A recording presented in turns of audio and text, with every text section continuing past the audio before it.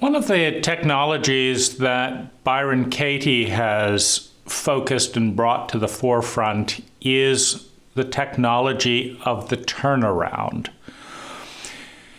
And without doing it its full justice, I want to talk about a little bit of it that fits for me at this particular time.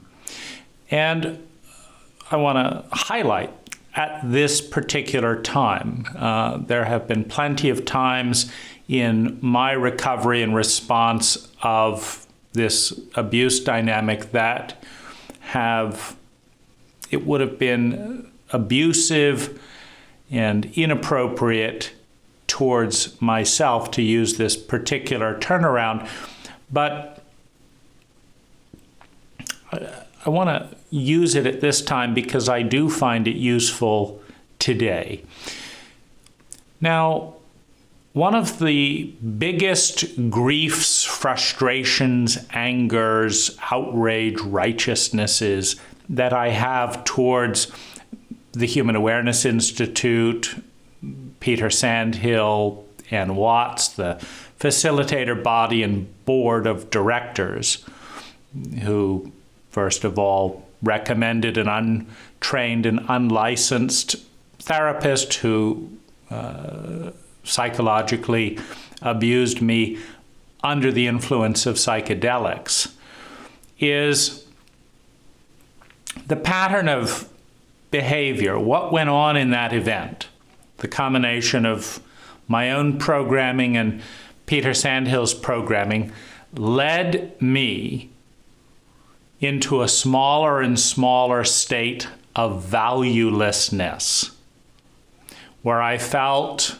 humiliated, where I felt worthless, where I felt unloved, where I felt uncared for, unsafe, deeply hurt, and excluded and isolated and, in trauma.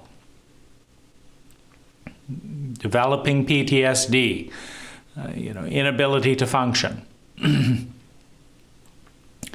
The messages that I received through the pattern of behavior of, escalating a psychedelic experience against my comfort zone, of making promises and breaking them, of escalating a romantic relationship under the influence of psychedelics, without learning anything about me, of stringing me along with attachment disorder, and so many, just unconscious, insensitive, chauvinistic patterns of being, all landed hard with the message that I was unlovable, that I was unwanted.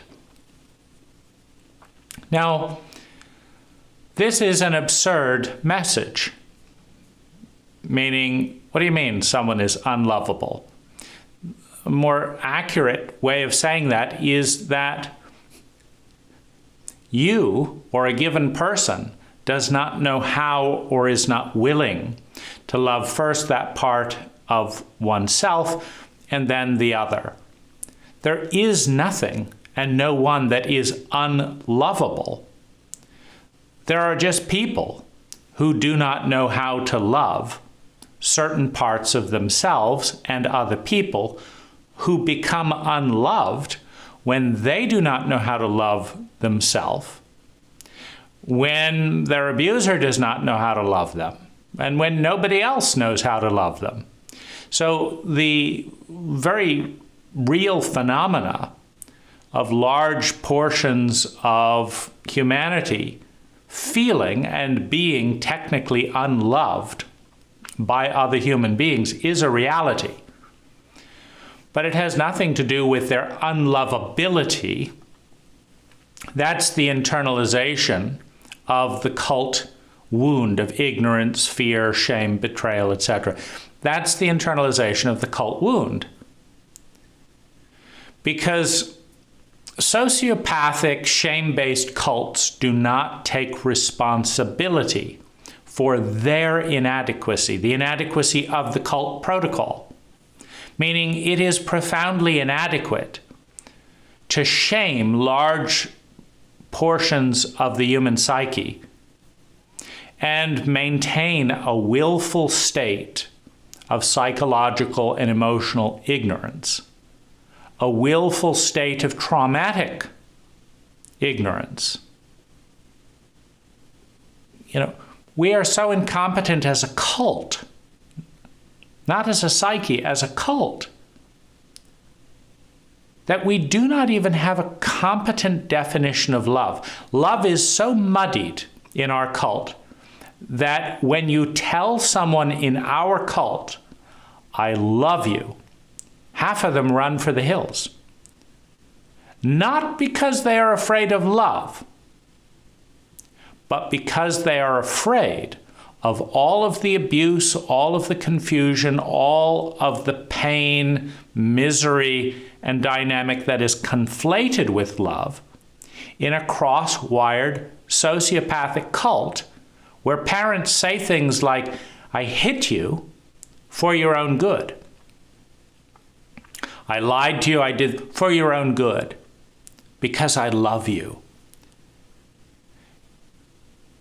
In a world where pain has been cross-wired with love, it is intelligent to run for the hills when someone says, I love you, because you're not interested in feeling more pain. You're a healthy human being who wants to feel sustainably better and avoid feeling chronically worse. And the only way that you can do that is by avoiding whatever it is that people do in the name of love to hurt you. So that's the state that the cult is in. And it is dysfunctional. And it is highly inadequate. And so it produces dysfunctional, highly incompetent human beings who subscribe to the cult dogmatically, because it is profoundly unintelligent to teach calculus without a single formal hour of the science of feelings. It's profoundly unscientific to elevate yang or masculine energy in men and women and diminish and shame yin or feminine state. This is bad science. It's stupidity at a cult level. It's not about the people. It's about the cult that is internalized. Children, when they are not loved, do not turn around and say, I have fucked up parents, I'm screwed.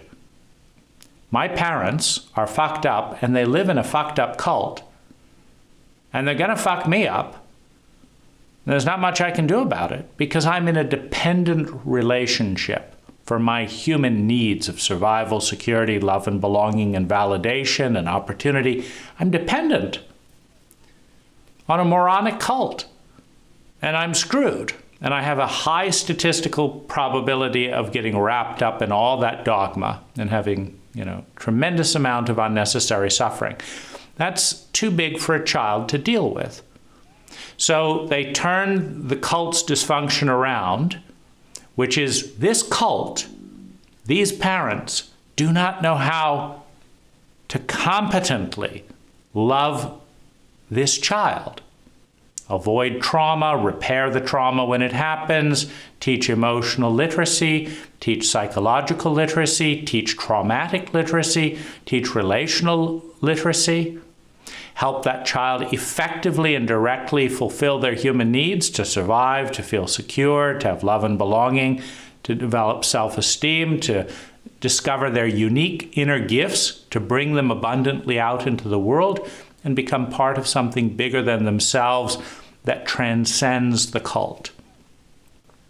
That's the need of every child.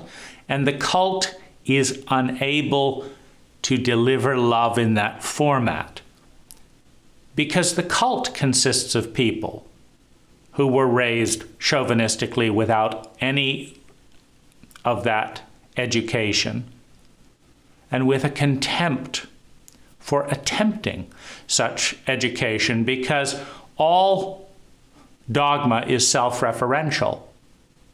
We believe this because we believe this, and because we believe this, and that's why we act on this belief, because that's who we are. And so that's who I am. There's nothing there. It's complete bullshit.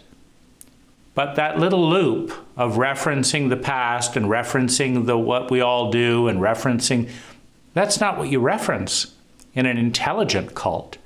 In an intelligent cult, you look at the status quo of the protocols, then you look at optimal well-being, you measure the gap, you evaluate the statistical data that comes from the current status quo. I do this, you do that, you do this, and we're both miserable. That's the current state of quo. And then you say, well, what if instead we did this and did this and did this, and both had a peak experience? It's not ordinary, it's not normal. See, cults reference normalcy as the highest deity. Who gives a shit what's normal? In the bell curve of innovation, normalcy consists of mediocrity. The bleeding edge of innovation is always in a minority. Now, the inner child is and feels and believes that it is dependent on the grown-ups, on the giants. And the traumatized and dissociated inner child does not realize that there is a part of the psyche that's grown up, that can now take care of it. And in many cases, someone raised in our cult cannot take care of the inner child any more than they could take care of an outer children, any more than the parents of the child could have taken care of that child, any more than the parents of that set of parents could have taken care of those parents. We have intergenerational dysfunction, intergenerational abuse cycles that are occurring generation after generation for hundreds of years. And we're not examining at a very high iteration rate. iPads are iterating faster than cultures by a long shot, which is absurd because a culture affects sustainable human well-being 10 times more than an iPad. So an intelligent culture iterates itself before it iterates its gadgets. And an intelligent person iterates their personal relationship with themselves and the world with far more attention to detail than they iterate their gadgets. The gadgets are nice supplements. But if you're a fool, saying ignorant things that reference the norms, saying them faster with slimmer and slimmer gadgets is not going to help you. It may help you climb the wrong tree faster. What you really need is the right metric, which is not the norm, it is intelligent. When you reference intelligence, you measure statistically the probability field of sustainable well-being coming from this protocol versus this protocol versus this protocol versus what your cult does. And you pivot the cult towards an identity, towards a habit that embodies best practices. That's an intelligence culture. That's an intelligence identity. And it has very little to do with the past, except in those areas of the past that are highly intelligent, that contain technology, technology of feeling, technology of thinking, technology of behavior, technology of things, technology of systems that facilitates the grace of sustainable human well-being. So, my therapist didn't train enough and didn't value me enough to train. My therapist didn't value himself enough to train. My therapist didn't value his colleagues enough to include them before putting their organization in jeopardy. My therapist didn't value his marriage enough to include his wife. My therapist didn't value himself enough to bother becoming competent in a terrain that put him and everyone around him in legal, financial, and emotional jeopardy.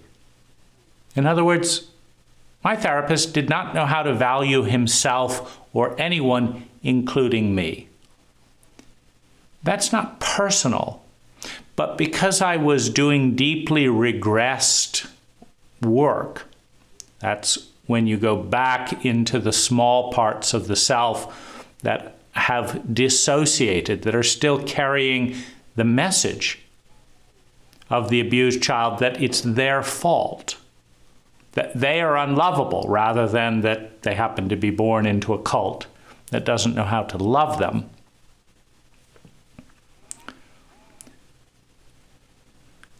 It felt like it was all about me, meaning I began internalizing the new wave of abuse. I wasn't valuable enough to have my emails returned. I wasn't valuable enough to be told the truth. I wasn't valuable enough to be recommended to a trauma therapist. I wasn't valuable enough to get a refund. I wasn't valuable enough to have an apology. I wasn't valuable enough to be able. So the constant message of shame-based, fear-based individuals desperately trying to keep their shame-based secret, because that's what maintains a power structure in a dysfunctional cult, is secrecy. Because if everyone knows that the cult is fucked up, then it delegitimizes the power structure. And so in a dysfunctional, incompetent cult, the power structure is maintained by burying, denying, and hiding all of the data about its incompetency. Just try and find out exactly what your mayor is or is not doing about homelessness. And you realize that in most cases, your mayor is making it worse, if you live in the United States, and has no idea how or why, but doesn't want to talk about it, doesn't want to go on camera and have their incompetency revealed. Because otherwise someone might say, well, why are you the mayor if you don't know what you're doing? And then someone else who keeps better secrets, who also doesn't know what they're doing, might get elected to be mayor. And so this is this is the way that vertical power structures maintain themselves. The United States commits atrocities on the residents of Iraq, on the civilians in Afghanistan, on the civilians in Vietnam. The Vietnamese did not come over to America and set women and children in America on fire and burn forests with napalm. That was the Americans. We're going to fly over to your land and invade you and kill your women and children and burn your countryside for our agenda. Because that's the way we perpetuate a war on a feeling called terror. And then we deny our shadow.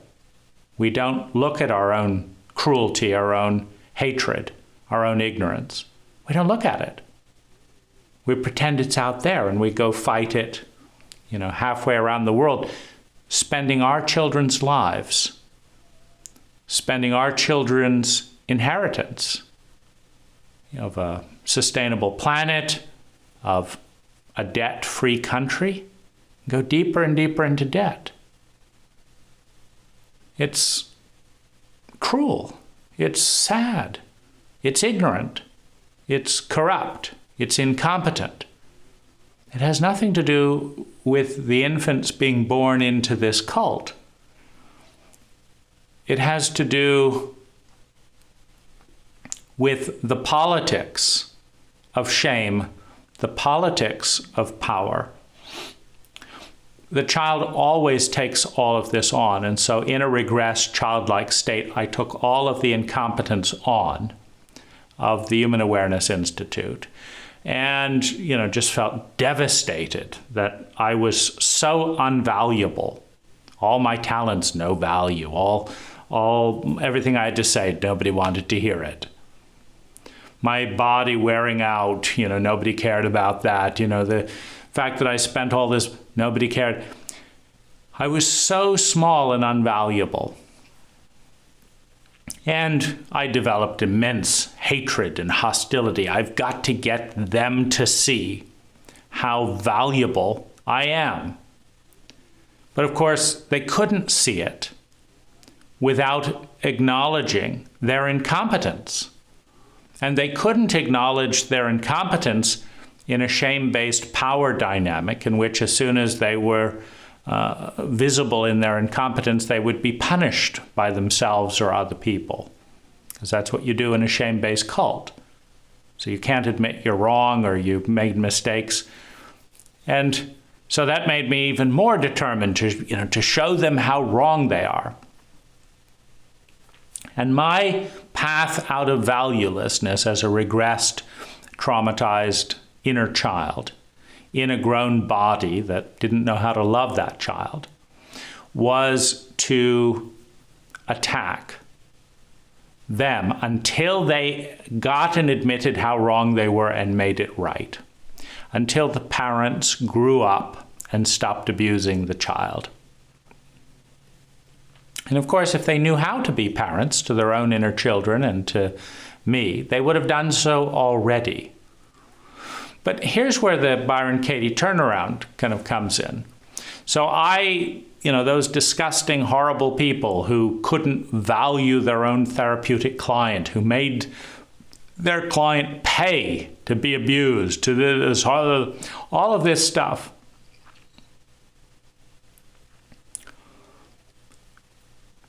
Despite seeing all of this, I didn't know how to love myself. So they didn't know how to love me. Turn it around, I didn't know how to love myself. I hired an incompetent therapist and let that therapist influence me. I believed certain untruths. I trusted him over myself when I said, no, this doesn't feel right. And he said, oh, trust me. And I trusted him over myself. So in kind of the turnaround, I'm angry at them for abusing my trust. I'm angry at myself for trusting an untrustworthy person.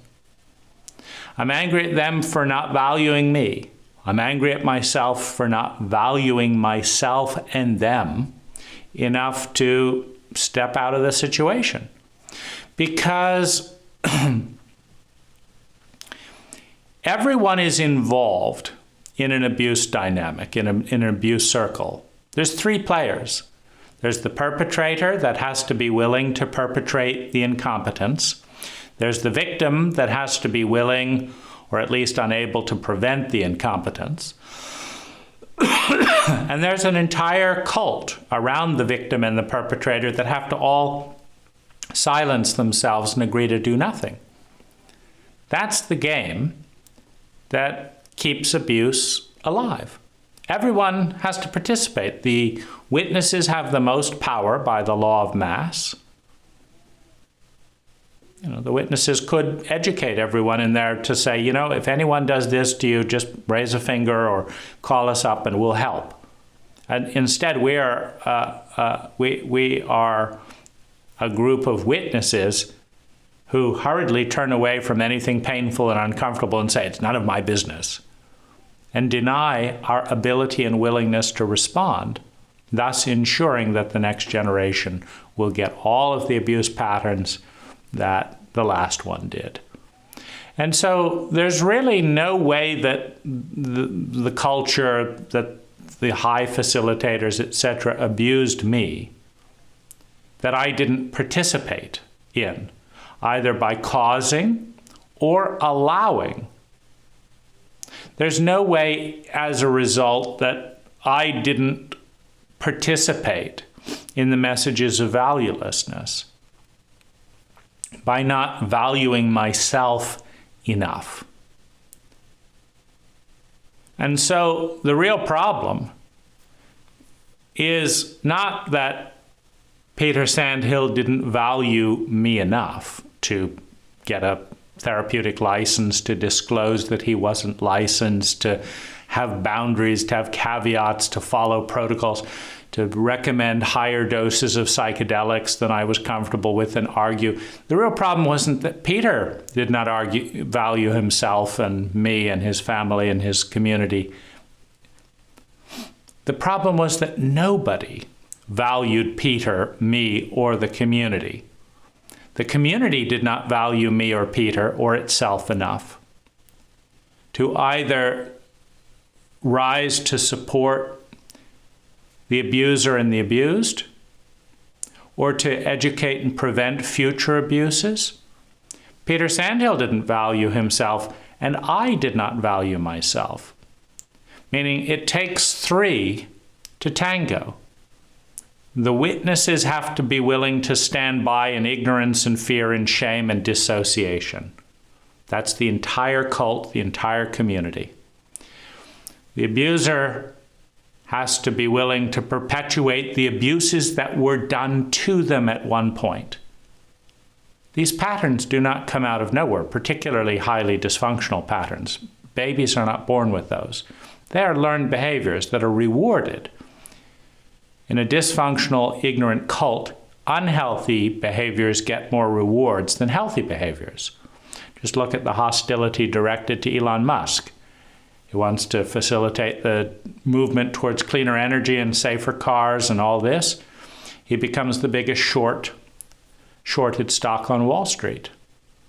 With all the biggest names and money ganging up to try and destroy his company. All of which is about helping the species.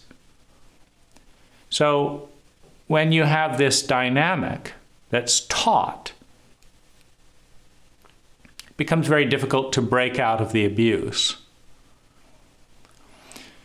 So, for the longest time I felt immense self-pity, like how on earth could I have known this? Obviously, if I knew as much about therapy as I did after studying therapy and ethics and trauma for more than 1,000 hours, I would never have done it. But the whole point of hiring a professional and going to a professional is they're supposed to have done that. But it's the client's job to establish what the therapist is good and bad at. And we're in a culture where a lot of the therapists are mediocre because a lot of the parents of therapists are mediocre. A lot of the therapeutic training programs are mediocre. For example, they're head-based as opposed to somatic and experiential-based. There's not enough data gathered. So we're just in a very low state of development in this area. And going with the flow is to enter a protocol of a very low level of competency around so many of this, which is reflected in working with, well over 30 therapeutic practitioners, spending, $160,000 and counting, and getting, shaky results some good results for sure, but somewhat inefficiently, somewhat frustratingly, a lot of, loops round and round. That's not, let's get to the nugget and do this and do that. And, you're off on your way after, $5,000. It's not personal, in other words. It has nothing to do with me. It has nothing to do with Peter. It has nothing to do with the community. It's just a very low level of competency as a cult. And cults are terrified of change because they're terrified of the unknown. And they're terrified of the unknown because the unknown exposes them to trauma. And they're terrified of trauma because they don't know how to prevent it and they don't know how to repair it because they're emotionally, psychologically, and traumatically illiterate. But grasping that illiteracy means facing the unknown so that they can heal the unknown with competence and knowledge and learn about trauma. And so the bottom line is the pain is and was enormous from a large-scale interaction occurring that dishonored the psyche, that dishonored the self. In Peter, in the high community, in the facility, in the culture, in me. Everyone's self was dishonored by the ignorance, the shame, etc. But the abuse dynamic dissolves as soon as one person is able to love the wounded child in the dynamic. Peter could have learned to love this wounded child. Ann Watts could have learned to love this wounded child competently. The community, anyone, a teacher, a friend, a family member. My family was absolutely hopeless when it came to knowing how to respond to any of this, because they were the first abusers and the first abuse victims. And nothing in their life experience led them to heal that dynamic. So how could they heal it in me? But the turnaround is relevant in terms of they don't know how to love me, they don't know how to take responsibility, they don't know how to make it right. I don't know how to love me. I don't know how to heal me. I don't know how to make it right. I don't know how to heal this trauma. No one does in this particular loop. And when I don't know what I'm doing, blaming offers some hope, because hopefully there's someone out there that will take responsibility and do it. But in a psychologically ignorant cult, that is not a terribly good supposition. Now, it's not also a very good supposition to think, well, I know what I'm doing. Why would I know what I'm doing raised in a chauvinistic cult that doesn't teach a single hour of emotional and relational competency? Of course I don't know what I'm doing. And it's really hard to be in that amount of pain and not know what I'm doing. To make it worse and not know why. Because my paradigm is off. Because I'm so ignorant. But the compassion and the forgiveness, moves in the sense that, well, if I don't know how to love this part of myself, and I've gotten to know this part of myself, and it's close to me, and if I don't know how to love this part of myself, because I was raised in this cult, why would a therapist that was raised in this cult? Why would a witness that was raised in the cult? And so it just brings it back to this is a very difficult chicken and egg dynamic where abused people become abusive parents who raise abused children who become abusive people to themselves by internalizing it in other people.